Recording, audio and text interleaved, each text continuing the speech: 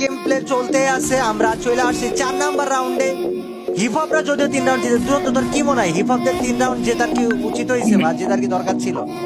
এটা কি ভাই আসলে কি এটা ফেয়ার না? ও ভাই মানে কি এই জায়গায় হয়েছে কি আপনি স্প্রে মারতেছে, পিছন থেকে মারতেছে, ব্যাক করলে উপরে উল্টে মারতেছে, দ্যাটস ওয়াই কিন্তু এত দূর আসতে পারছে না ভাই।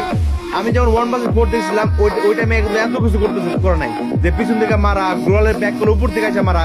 কিন্তু এই 6 জন মানে 4 জনের জায়গায় হয়েছে 6 জন, আবার উপর থেকে মারে, পিছন থেকে মারে, সব মিলায় ভাই মানে অবস্থাটা এরকম হচ্ছে। তারপরেও কিন্তু আমাদের হোয়াইট টেবিল করে এখনো কিন্তু দমে দেয় নাই, ঠিক আছে এখনো কিন্তু অন ফায়ার আছে, এন্ড একটা কিন্তু মনে মারতে আছে ভাই, কোন রকম মানে কোনো চান্স আছে না কিন্তু ভাই, যথেষ্ট মানে যথেষ্ট অস্থির খেলতেছে ভাই, যথেষ্ট অস্থির খেলতেছে।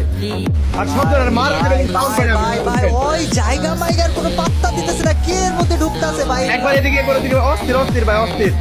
কি এর মধ্যে ঢুকে মারতাছে, আল্লাহর জন্য আটকা মাইরা দিছে, এটা কোনো কথা?